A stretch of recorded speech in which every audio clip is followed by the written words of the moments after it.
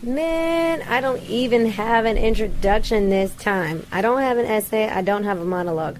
A lot has happened. Right now it's raining and I'm finally settled. But I went to LA with Justin to put on our first Los Angeles premiere in North Hollywood. And man, did we learn some shit. Alright, let's just do it. Let's get into it. Alright, here we go.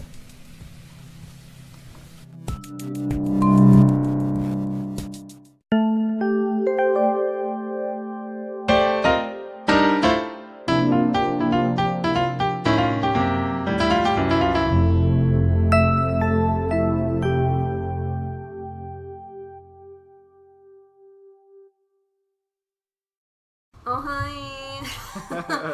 Okay, so usually I do like a little monologue beforehand, but this is a very special episode because it's a joint episode. It's me and Justin. Jointy. Hey, everybody. I'm coming back. This is the second time I'm here. So the first one we talked about relationships, artist relationships, and making connections. And now this one is a little different. It's a lot different. Yeah, a whole lot different. Well, like, say something about how it's going to be your podcast episode too, though. Oh, true. Well, yeah. Well, I pretty much touched on some of the things that... Okay, so if you don't know, we traveled together for No Peeking Theater's production of The Shit Show. I spoke about this in my podcast on the episode titled Artistic Networks, and then I spoke on it again in the episode I just posted titled I Love You Scapegoat, yeah. Mm-hmm. And I was just talking about the experience and how it was, and then some challenges and things that we ran into. And the conversation about accountability was tied into that experience.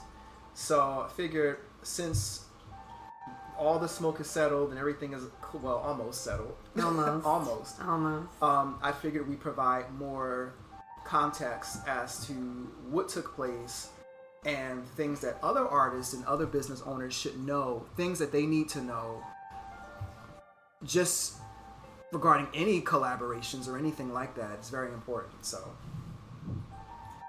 yeah. Do you want to go first or you want me to go first? Whew. Well... So I'll speak on it from my part of it because I'm not the director. I'm not the executive of No Peeking Theater. I'm not the director of the play. I'm not any of that. My role of the organization is simply as a board member, as a secretary, and then I was the sound designer for the most recent production of The Shit Show. But I'm also your friend. So yeah. You know, a lot of what's happened, like I heard a lot of things that really piqued my awareness, and it gave me like some pointers on what not to deal with, and it just yeah, this one was a learning experience. It was like right.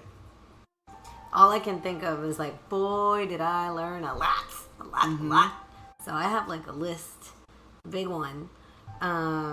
So how did this begin? Like, you know, I think providing context, like providing like a full story of how like this whole thing happened, because I think people, especially who are starting out in business, they're very optimistic and open-minded to a lot. They're like, oh, like I want to do this, I want to be like this and that and the other. And No Peeking Theater, I know so far that all of your productions are casted by people of color for the most part, except for like one so far. Most of the time the cast is predominantly of color. Mm-hmm. Most of the time the crew is not incidentally, I think it's a natural course of things that we have had production crews that are people of color, but then on top of that, I think we've only had one white playwright. Yeah. But this is mostly to tell new stories, different stories, stories that haven't been heard before. So that happens to be in many marginalized communities, different groups, different intersections of oppression or suppression. Mm-hmm. So it just happens to all follow through. When the subject matter is so close to people's hearts, it brings a lot of people together in the same community. So mm-hmm. that's just basically how it happens naturally. Mm-hmm.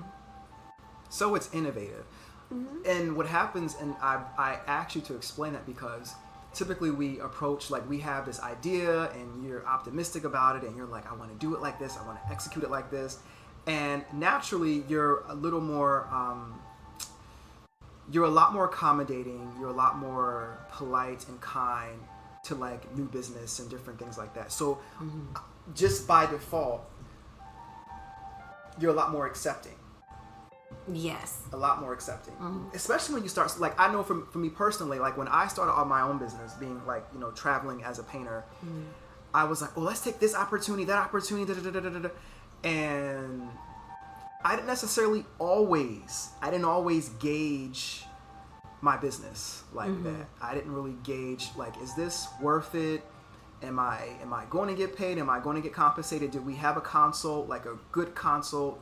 Any of these things happen, and I've been burnt once to where, and I explained this in my the episode that was titled Free Work and Poor Business Practice. Mm-hmm. When someone, you know, they hired me for work but did not promote their event, mm-hmm. and I guess expected me to do it for them, and then when I showed up, only one family of just a father, mother, and a child out of like, and I was told to bring about 20, or like, I think it was like 15 to 20 easels. Mm-hmm. And I had all my materials and all this other stuff, and it wasn't promoted. So I get there, and not only did I sit there and I waited for people to show up, but I set up everything.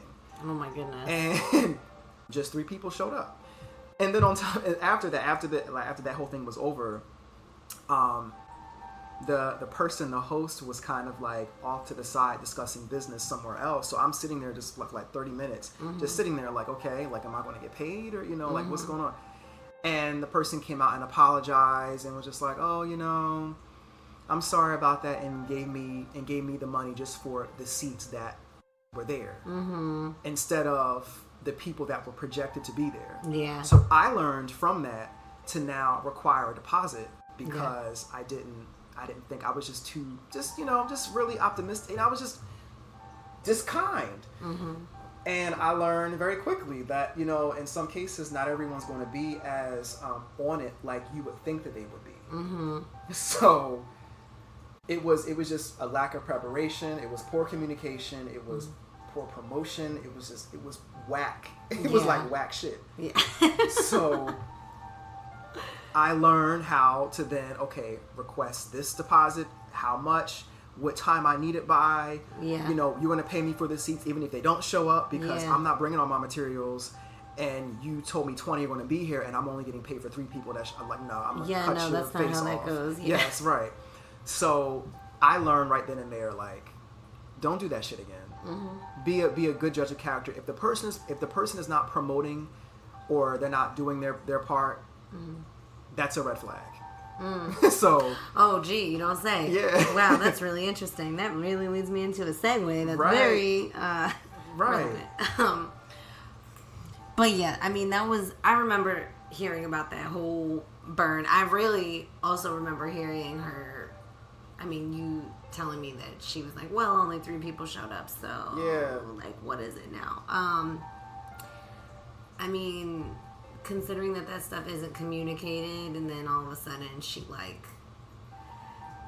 changes it up the day of. Yeah, changes it up after you do all the work. Yeah. It's really insulting. I would say that in this show, that burned is definitely the word. Scorched me. I'm still putting ointment on it. Like, I'm just, I'm still crazy licking my wounds in a financial way, in a professional way, like in a emotional, professional, mental, just in every way you can think of, trying to like deal and recenter myself, because I guess I never dealt with this. I feel like everybody has crash courses and lessons learned for one aspect of things, but I feel like this specifically, this show specifically gave me a crash course on literally every single thing that I need to watch out for. Yeah, you got gatekeeper training. That's what that's called. I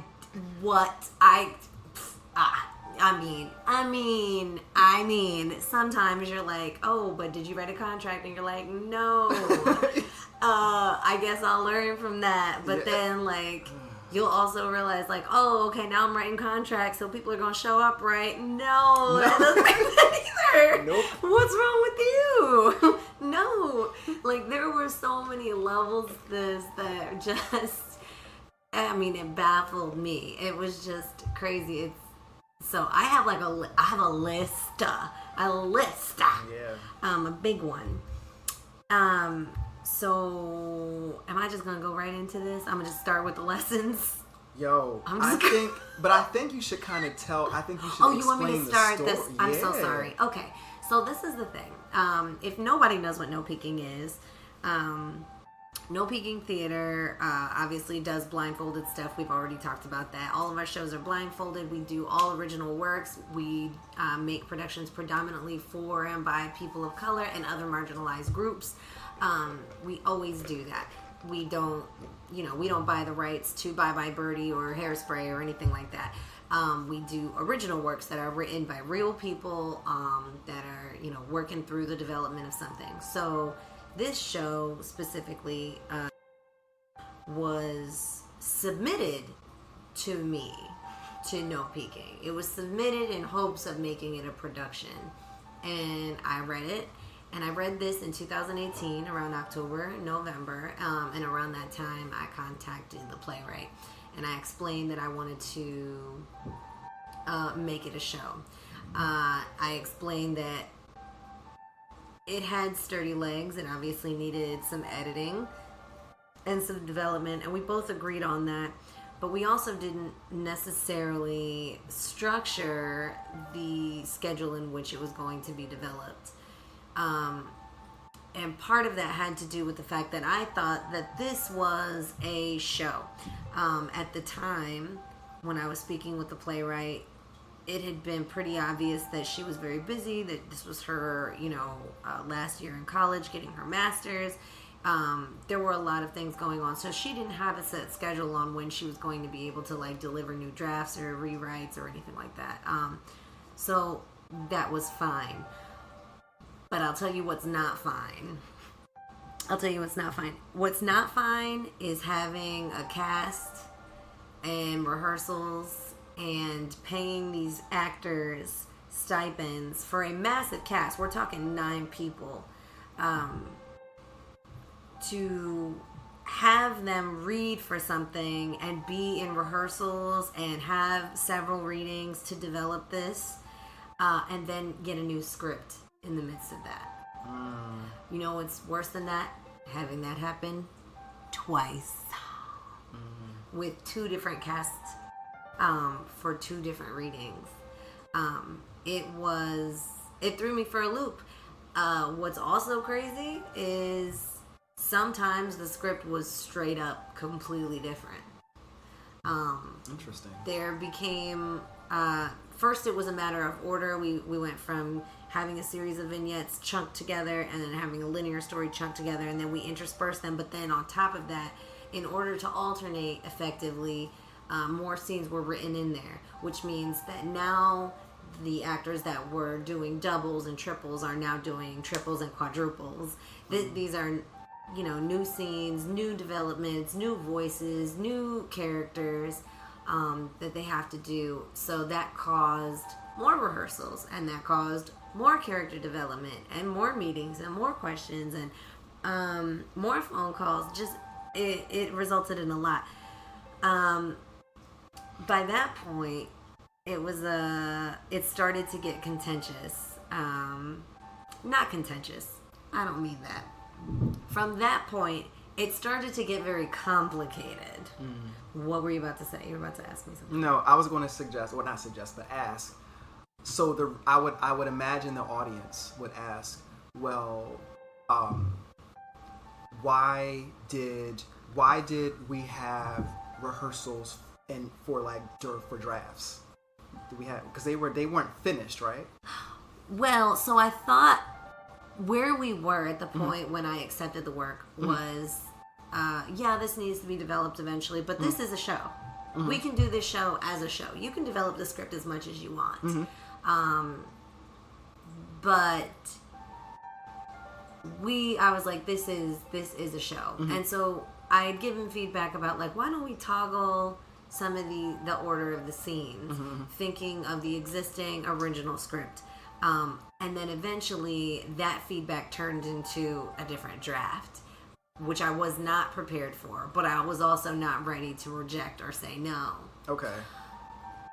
And then another draft came along, and I was also, because I hadn't said no to the first one, I was not prepared to say no to the second draft, even though I felt that the second draft, or at least the second correction, was weaker, that some of the added scenes were less developed and not fully formed.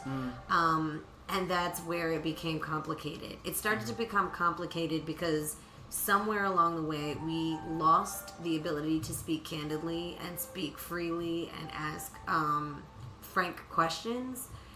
I'm not sure why that happened, but I do remember feeling very heavy in my chest that this person did not want to give me the answers to the questions I was asking.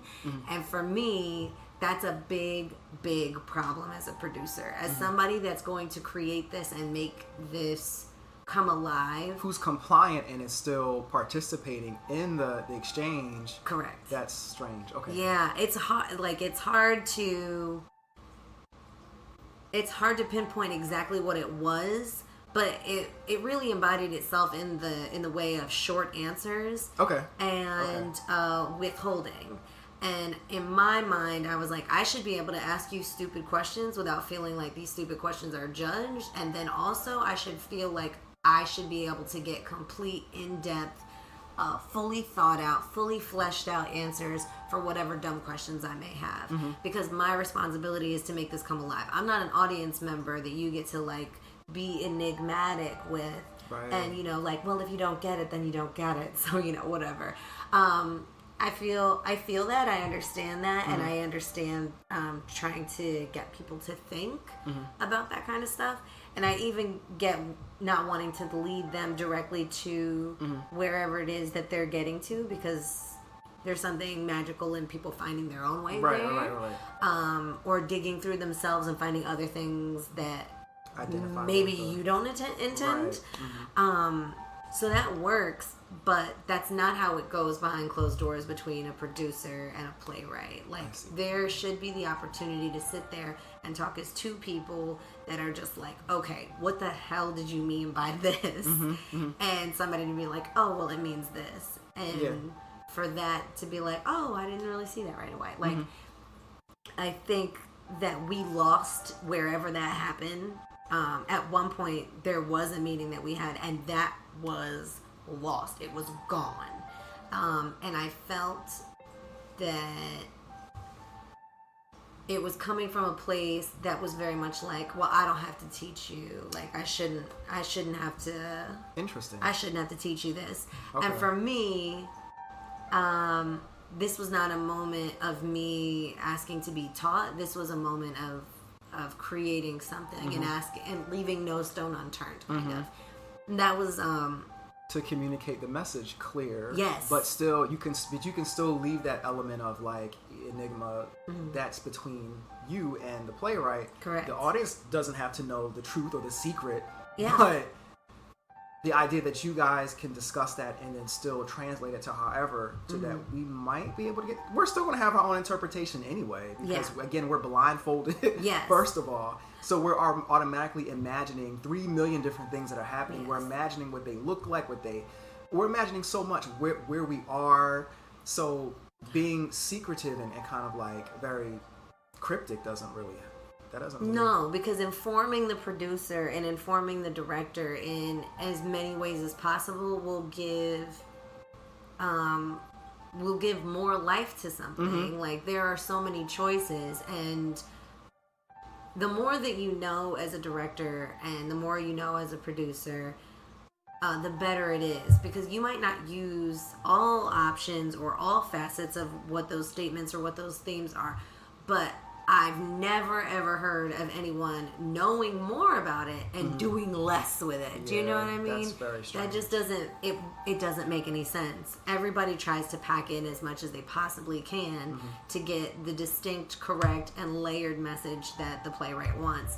So for me, not having access to that was, it felt wrong. So my biggest thing that I have, like, I guess my biggest lesson specifically was not to make assumptions, but to listen to my gut, because there were so many times in retrospect, where my little tummy just like flipped a couple times to be like, okay, should that really be how it goes down? Yeah. And the logical part of me was like, it's fine. Like, you don't need this. You don't need that. You don't need this. You don't need that. And in retrospect, my gut knew exactly what we needed and really sufficed. Or, I mean, I guess settled for not having everything that was needed. Okay. But, I mean, my gut really kicked in a lot of ways. So the things that I wrote, I wrote things down because I have a lot to say. And says, don't make assumptions, but listen to your gut regarding accountability, communication, passive aggression, avoidance, excuses, and lies. Wow, that's a loaded book bag. But that's what I was dealing with. I was dealing with straight up falsehoods. Like, there were things in your gut at one point where I was just like, okay, so this is the excuse I've been given, or this is the reason I've been given. I'm just letting you know. And like, you and my co-director, Gloria, hi Gloria, you and my co-director were just like, lies, it's all lies. And I was like, but do we know it's lies? And both of y'all are like, I don't have proof, but those are lies right there. Like, that's a lie. So I was, I've been trying to give like the benefit of the doubt with a lot of stuff, but I'm literally pushing these feelings in my chest and my stomach and like the back of my brain and like the back of my neck and the hair standing up on it. Like, I'm completely ignoring all of that in order to try to persevere. Intuition. Oh yeah, that's intuition, right? And I know we tend to, a lot of us as we age, sometimes I think we like try to like we tend to like suppress our intuition because we think that as we're older we shouldn't be going off the things that we feel inside, because that's not mature or adult like. But we have it for a reason. We do. And I instantly intuited some things, and so did Gloria, our co-director. She definitely did. And then on top of that, stuff came out. Proof, the receipts, right? The receipts. God. It's, and I use this term gatekeeper in training because I've been one person to have. I've been in those positions of the avoidance. I've been in the passive aggressive state. I've been in all those different states. I've been in all of those. So I can identify it. And I know when there's things that are taking place that just aren't, you just shouldn't have to deal with. You shouldn't have to deal with. I mean, I agree. I shouldn't have had to deal with a lot of shit. I don't think we should have had to deal with all of that. Like, I think it was a lot. Like, there were a few things that were red flags all along the thing, like regarding accountability. That whole situation when I first got that call saying like, hey, remember when I said I could help you with this thing? I can't help you with this thing anymore. I cannot help you. And when I told you why, I was very conflicted because the reason why was a direct conflict of interest, which I didn't know how to take. And but then, you know, if you rewind, I thought in the very beginning, first you were told you would be helped yes. with that, and was it not agreed upon? Was that contracted to? I'm so sorry. So in the very beginning, what I explained was that this show was always supposed to go to LA. It was always supposed to go. Like the minute I got this show, I found out where it came from. I talked to she specifically said, you know, like, I'm in Southern California, I'm in, you know, LA County or whatever. She said I'm in LA, and I was like, oh, I'm trying to do a show in LA. Like, we're gonna bring this show to LA. Like, I was like, we've been working toward this anyway. Like, I declared this and manifested this shit in August. Yeah. So here you go. You're just here in the fall, and now all of a sudden we're doing this show. So I explained, like, you know, we can develop it, we can design it, we can produce it. What we need more than anything is promotion. We need you to invite people. We need you to talk about it. We need you to mention to people. We need you to mention to people that this show is coming, because we don't have any LA base. I was very upfront about not having any LA base. Like, yes, I have family, but they don't do theater. Yes, I have family, but they wouldn't know where to get a space. Yes, I have family there, and maybe I could stay there. But regarding production, regarding theater, regarding community, and regarding knowing city life in, you know, downtown LA or North Hollywood or anything like that, I don't know where to begin. So I was really looking for at least guidance, advice, or feedback regarding that. And I didn't really get that. In fact, the guidance, feedback, and advice that I got was completely inconvenient, not a good idea, not prudent, not in any way the direction that we should have gone, in any way the choices that we should have made. Like, I was being directed up Schitt's Creek, essentially. Like, I cannot tell you. I was told specifically that I would get help promoting. I did not get help promoting. I was specifically told that I would get help promoting the fundraiser in order to get to Los Angeles. I was not helped with that at all. It was dropped maybe a day or two before I actually pulled the trigger on asking the playwright to be like, hey, talk to your friends, talk to your family, please do the fundraiser. But then I was also directed to do the show on her graduation weekend, or the following weekend, which was June 28th. And she explained that, you know, there isn't really a lot of spaces around and stuff like that, and she wouldn't be able to help with a space. And then there was a moment where she said she thought she might be able to help with a space because it might be on her campus, but that fell through very, very quickly around the same time where she's like, I'm not going to help you with the fundraiser, I'm not going to help you with the promotion, I'm not going to help you with space. I do have a cast for you, though. And I thought, okay, that's great. So it took a while to get the cast list, and even that cast list was wrong. It was mislabeled. The people that she had employed were not the roles that were specifically assigned. One specific cast member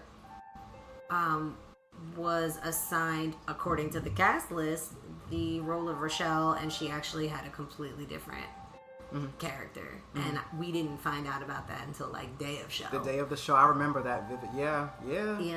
And most of that has to do with the fact that we didn't have the proper attendance of a rehearsal, and that we didn't have the time to really sit down and talk to everybody and do, like, a table read or anything like that. But I mean, that was a direct correlation with how much funds we raised and how much time we had and how much money we had to actually sit down in a space that we paid for.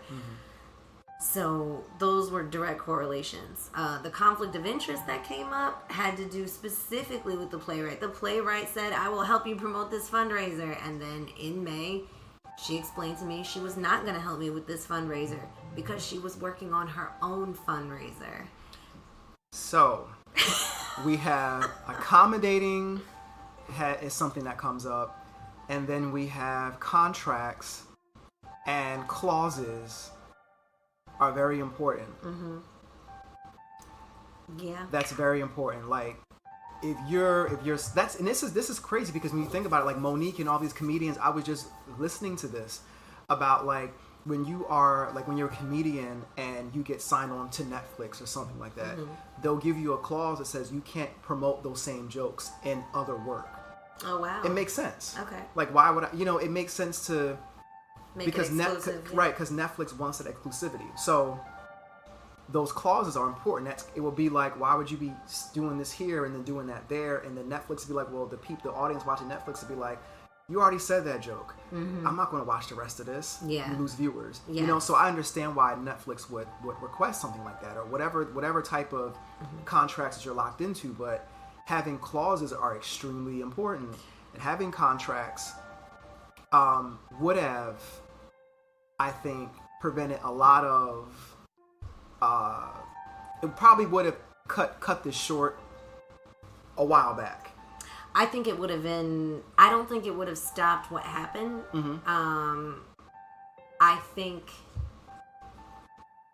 the contract would have been broken sooner. And then that would have given me the go to be like, okay, something else. Yeah, like, that's that's what I'm saying. Like, it would have axed it. Yeah, I don't think. It's so funny because I wrote contracts on here, and what it doesn't stop, and what it doesn't stop is it does not stop people's behavior. It doesn't. If you think for a second that a piece of paper, even if they've signed it, is going to make somebody physically appear or physically act different, they're not. It's not gonna happen. The only thing it's going to do is give you a really good breaking point in which you have a milestone or you have an epiphany on like, oh, well, you have to make a decision now because this shit's broke. It's right. Like, that's all it does. But people who are in contract agreements, they're assholes, they're bitches, they're whatever they are. But that doesn't, what the fuck does a contract have to do with the fact that this is business? Yeah. This isn't nice, or this isn't like... So it's a lesson in just having assumptions. You did say that, assumptions, and being like extra polite and kind. I mean, I really tried not to, like, in general, I tried not to have assumptions because I was like, I'm a reactive person. So if somebody does something and I'm like, what? You did what? But then I always feel like, oh, you're extra, Amanda, you're dramatic, it's fine. And I really have to like talk myself down. But if I was listening to not just my reactions, but if I was listening to the rest of my body and how it was actually reacting to these weird things that were being said, I really would have done other things. I will say about contracts though, even if I had written a contract for the playwright, which I did not, and everybody's going to be like, oh, I know. Yeah, I can hear it. I know it. I know it. I know it all the time. And I continued not to write that contract. And everybody's going to go, ooh, but I was trying at the point that I felt like, oh, I should have written a contract. I was like, oh, well, it's too late now. I'm already here. That was it. Even if I had written the contract, I would not in a million years have put a conflict of interest clause in there. I know that like that sounds normal for like a dance studio or like I don't know. I don't even think it's real for musicians either. I feel like in a lot of jobs that kind of becomes common practice, but I feel like for theater, to me, it's a very much like, I want you to succeed everywhere. You should be able to go everywhere and do everything. And, but this was not that. This was not, oh, I got a shot to have my play at the Globe, and I have a shot like, down the street, and I have this thing at my school, and, there's something going on downtown, and I'm going to be the most prolific playwright in LA in history. Like, it's not a matter of trying to control how much work was going out. The problem with this conflict of interest was that I had already been very transparent about when I was doing a fundraiser, what my goal was, and where I was trying to ultimately go, and what location I was ultimately trying to premiere at, and the dates of that. And the playwright had all of that information and decided, even months after I had made these arrangements, they decided, you know what? I'm going to have my own fundraiser. It's going to be in the same place. It's going to source the same people that I would have asked for money for this other fundraiser that I've already agreed to promote. But you know what? I'm gonna do this for me, and then redirect those funds directly to my project that I want to do. And then I'm also going to pull out of promoting her thing. What got to me was not that it wasn't just, hey, Amanda, I kind of needed to raise funds because I really want to do a showcase. I really want to do these readings. And yeah, it's going to be around the same time and in the same place.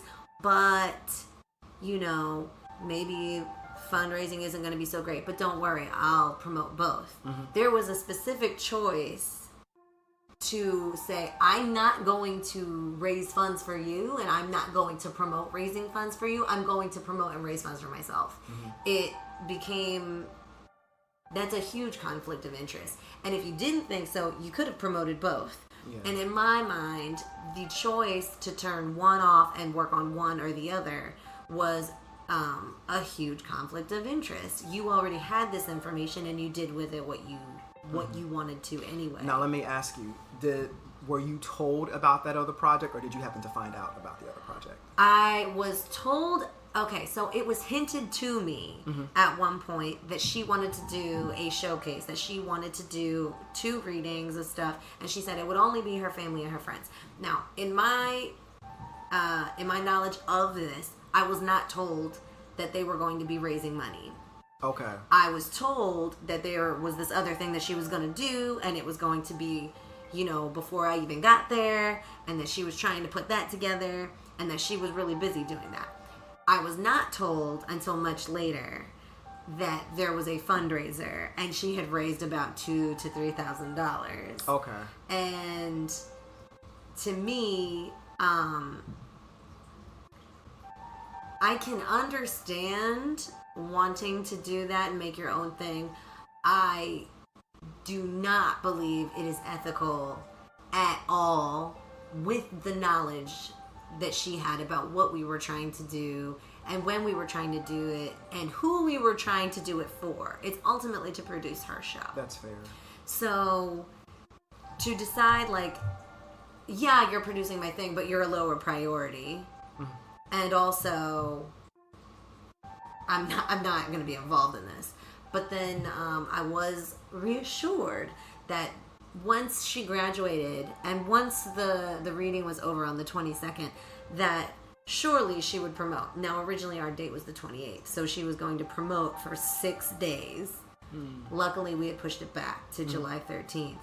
But that didn't happen either. She didn't promote that either. She didn't promote the crowdfunding campaign. She maybe had tagged it or mentioned it once or twice. Same thing with the show, and definitely the weeks leading up to the show, she did not mention it. She posted things about a list of updates on upcoming projects. We were not listed. We were ignored. We sent emails. We sent text messages. And we were given the reason, I guess. We were told that the phone broke. Her phone screen broke and it was out of order. But in the event, like in that passing time where we were feeling ignored as a group, as a company, while we were feeling ignored, apparently there were other posts going up on Instagram and Facebook. And they were public on top of that, so everybody can see them. And just so you're aware, for those, I do have one question to go back to, but sure. The one thing that, you know, on Instagram, you can't, even though you can view it on a desktop, you still can't upload without a phone. Hello. So Facebook would have been a bit more passable, but Instagram, that's nah. You were on a phone, and whether you were on someone else's phone or even a tablet, you would still have access to other means of communication. But as a listener, why didn't you make a contract in the beginning? Why didn't I make a contract in the beginning? In my mind, when we first started, I was like, I felt that she was on board like I was on board. I felt like she valued the fact that it was going to get produced as much as I valued the fact that I wanted to produce it. And in my mind, at the very beginning, she was in contact. She wasn't necessarily reliable, but she was in contact. She seemed enthusiastic. She started out very strong. She gave me all the answers, etc., etc. By the time she had done the second draft, she did not give me the answers. She wrote completely different scenes, and that was around the same time that I noticed a shift in communication. Things started to get reluctant. There was a question on whether or not I considered this. There was a question of me whether or not I considered this a priority. At one point, the playwright asked me if I was considering this as a high priority. I was like, "This is the only thing we're working on. I don't know what you're talking about."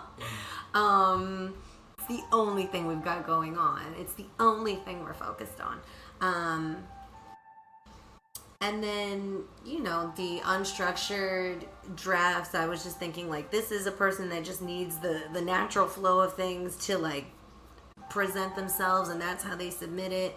But eventually, it got to the point where there was less communication and more inquiry about whether I'm making it a priority, whether I'm going to pay them or compensate them, when I'm going to do that.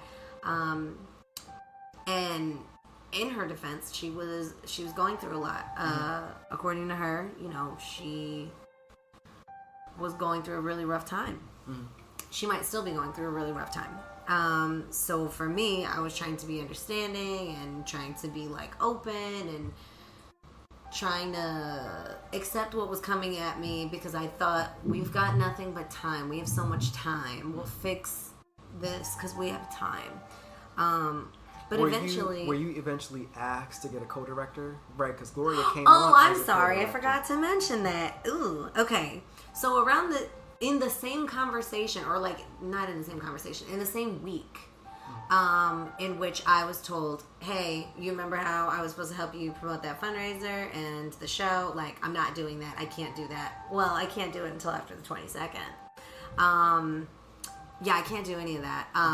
Also, I think you should hire a co-director. I think that co-director should be black. And I was like, okay. Now, these are all weird instances in which the premise of them makes total fucking sense. I was on board. The other thing that she had mentioned before that, the reason that I'm backing out is because she says, as a black woman in theater, I tend to put a lot on myself, and I tend to do everything, and I put it all on my shoulders, and I put more on my plate than I can handle. So that's why I'm backing out of this, and I'm gonna let the producers produce. Like, that was the quote that I was given. And when she started out with that, I was like, no, I agree. I totally agree.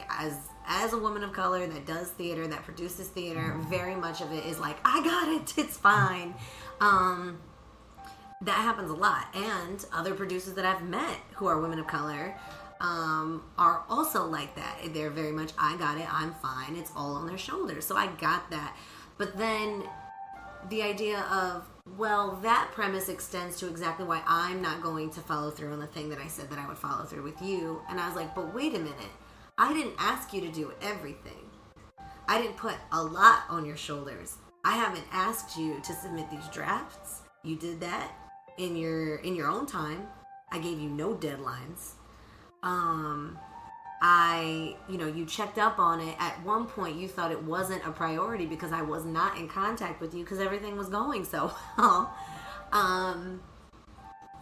There was not a barrage or like this large boulder that I was asking her to carry. In fact, I explained to her explicitly, like, kick your feet up for right now, because while we're developing in Jersey City and New York, you don't have to do anything. We have that. What I'm gonna need help with is when we start thinking about going to LA. And that did not happen. That conversation wasn't scheduled to happen until May. And before I could even ask her in May if she could help, she dropped out. So, on top of that, the idea of like, I get that premise, but then is the solution to take that and put that all on one other person's shoulders, another woman of color? I feel like that's just kind of perpetuating the exact same thing that she's trying to avoid, but that's fine. But then to be like, oh, so I'm not directing those funds to you, so now you're going to have to work doubly hard. You probably won't make as much money. And I'm also not going to help you promote the show, so you're probably going to have to find somebody to do that for you too. I would also like to tell you that I think that you should have a black co-director. Again, I totally agree. She said, I don't know how audiences will feel knowing that you are a non-black woman directing this thing. And I think it would be better for everybody. I think it would be more suitable for audiences and everybody else around in the community if you had a black co-director. Again, the premise sounds great. I'm like, I totally get it. I totally understand. I get it. I agree. Here's the thing.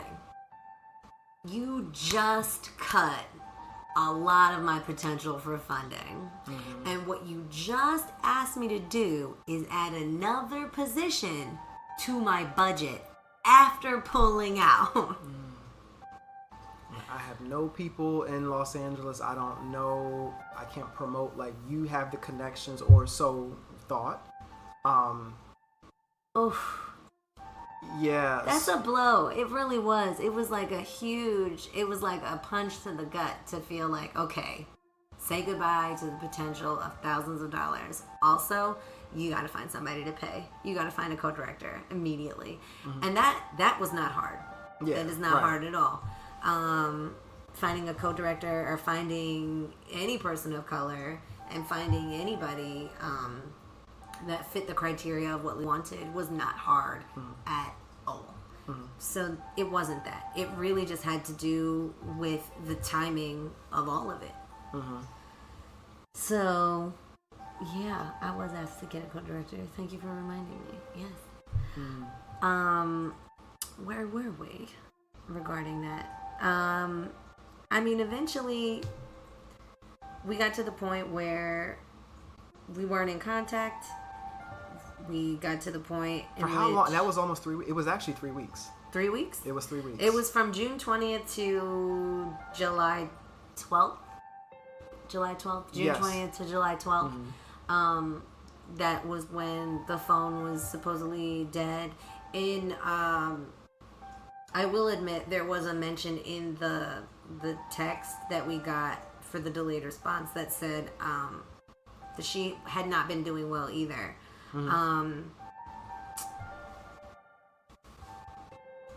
I don't know what to say about commitments, and I don't know what to say about business, and I certainly don't know what to say about theatrical projects, considering that the other projects got mention, promotion. Here's where I come in. Because I know you're being very careful. And I typically am very tactful and careful. Sorry, I was talking a lot. Sorry. No, it's no problem that you're talking a lot. But, and I know that but is always a huge left turn, because you're like, you say it's okay, but then you throw that but in there, and that really means it's not okay. It's not. So, in business, when you, and I use the term in business, when you agree, and the only reason why The only reason why I could hear someone debate this is because there was no contract. So Yes. was it really business? But in business, when you agree to do something, everything else kind of, it really doesn't matter. Yeah. Like, when you agree, and if there are contracts, especially when there are contracts involved, you need to deliver. Yeah. And that's just what it boils down to. Well, thank God there wasn't a contract. Yeah. But I think that needs to be expressed. I know there's so many of us, we have different issues we're struggling with, types of issues. We have actors and actresses that we can look at and see that deal with things all day long. We're coming up being so open about mental health awareness. We're being so open to talk about oppression and things like that. In business, when you are leading something in business, when you're not a peon, when you're not a worker, I'm keeping it all the way real. There's certain things that you cannot do. You should not do. Because it's bad business. And you have no idea like how these things can travel. You have no idea how this can affect your brand. You have no idea how these things can make you appear and how they affect how you show up. So what I'll say, using my own personal example, or not example, but I use my own me personally. If I agree to sign up, or if I'm working in business, okay, I'll use me as a painter. If I agree if you commission me, okay, hey Justin, can you paint me a portrait? I say, sure, let's sign a contract. I'll have this painting, okay, it's July 21st. This painting will be delivered to you August 1st. I require, the painting itself is $13,000. I require 75% down of that painting, and it will be delivered to you. Mm-hmm. It will be delivered to you on August the 1st, 2019. That's in a contract. Mm-hmm. We sign that contract. I put my SSN on there. I put my address on there. I put all this information on there. And we have our copies. They're notarized. Bam, right? And then I'm not giving you progress updates on the painting. You're reaching out to me. I'm not communicating to you. Or like during this time, like I'm changing things up. Like I'm telling you, well, this is what I thought. And you already gave me an idea what you want for this painting. And I'm just completely going left field. And then I just get quiet. Yeah. August 1st comes. I have no artwork for you. But July, is there a 31st in July? No. Okay, let me pull up my calendar right now. Okay, July 31st, I say, hi Amanda, I know, I've been going through so much, etc., etc. But also, I've been going through some things, but my cat blew up in the kitchen. I'm sorry. It's a terrible excuse. And then August 1st comes, no work. Yeah. Now, okay, Justin may be struggling with other types of issues. Maybe he's having familial issues. Maybe he's having marital issues. Maybe he's having this and that and the other and this and that and the other. But I have a contract I signed. Yeah. I have an agreement I made. Yeah. I'm involved in this business relationship. What happens when you go to sue me after you gave me 85% in that $13,000? I spent it on whatever by now. Yeah. And I say, well, I'm not going to give you my money back because such and such and such or whatever. Yeah. What do you think is going to happen? Are you not going to blast me across the media? Are you not going to feel some kind of way because I spent, I would say, like $10,000 of $13,000? Yeah. And I gave you nothing. Yeah. So while the situation is a little different because obviously there was no contract, there was no this, there was no that. And there were already written works. You know? Yes. you already showed up in the world as someone capable. Yeah. So you already were doing things on your own. Yes. And then you ghosted. Sorry. But in the middle of you ghosting, as you were going through so much, you still were posting and sharing your projects. Yeah. We just weren't one of them. That's all. Nothing. I mean, not a thing. So I'm more inclined to call capital B, lowercase u, double L, shit, with an exclamation point. I'm more inclined to lean towards that because of what I see. Not because of what you tell me, but because of what I've seen. Yeah.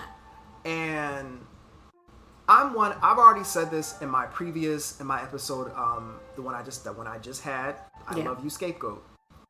Because there's a common thing, and I know this is not totally related, but I know that in this very, very sensitive social climate, we can use certain terms and words that will kind of cloak accountability instantly.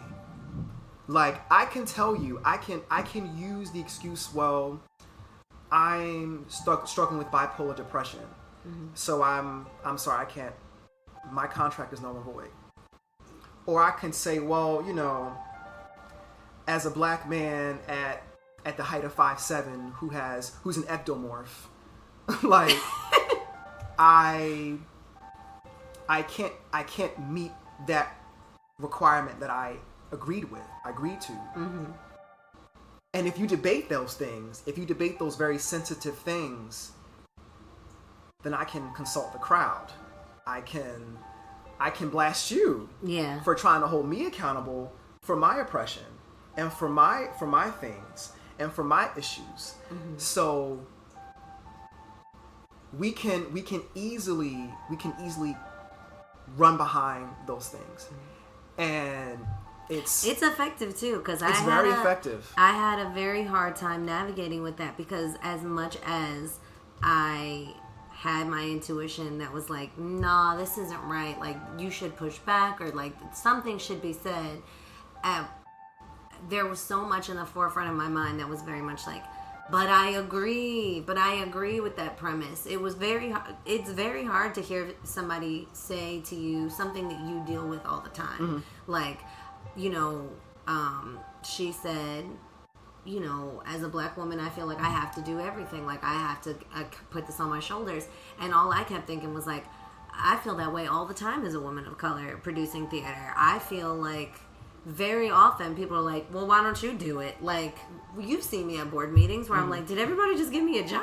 Another one? Like, it is very much that way. And then on top of that, because you believe in it so much, you want to hold all of it. So when somebody says something that echoes something so true for me, I immediately, implicitly believe that. In my mind, I'm like, no, you get it. I get it. We get it. Can I dissect that just for a second? Go ahead. Okay. So is it simply, I'm just asking. Okay. Is it that you just want control over everything to have a controlled outcome? Or is it truly, as a woman of color, you put a lot on your shoulders? I think that we put a lot on our shoulders. I do. Okay. I do. Because you know the people want to know, and I as an audience member, I would try to. I'm like, what exactly does that mean? I don't like controlling all that stuff. I like to supervising is really what happens. What you need to do as a producer and a director is you need to get high enough to get a bird's eye view of these things. And if you're sitting there down in the trenches and the nitty gritties doing every little thing, you can't see above that. That's why I don't like to write my own stuff and produce my own stuff. Like, it's because, why don't I just act in it too? Like, it's too much. You cannot take an objective look at what's going on to see what works and what doesn't when there is so much of your personality and your ego that is sewn into that. So the problem with that has to do with resources, though, for women of color. So it's very much like, okay, I don't want to control everything. I don't want to be in everything. I don't want to be the writer, the director, the star of the goddamn show. But I want to put this out there. I want people to see it. I want people to listen, and I want someone to promote it in this specific way. And considering that we have a white male dominating technical production, directing, producing, this environment was not meant for us. It hasn't been built like that for us. So the idea of like, oh no, you're doing it wrong, Brett. They're like, well, why don't you fucking do it? And you're like, well, I fucking will. And then all of a sudden, you're like, Chad, that's not what I wanted. And then they're like, well, why don't you show me how to do it? And now you're doing two motherfucking things. Like, this happens very quickly because it just seems like people do not understand the vision or do not understand the context or the vernacular or like what the fuck it is you're trying to do in general at the heart of things. And because of that, you do take on a lot. You do put those responsibilities on yourself. Not to mention, some people are just confused and need to be guided. And sometimes that guidance is like getting down right next to them, holding their hand and walking them through it step by step by step. Specifically for no peeking, that happens all the time because this shit doesn't exist anywhere else other than our company. So I do feel like I relate to that really, really hard.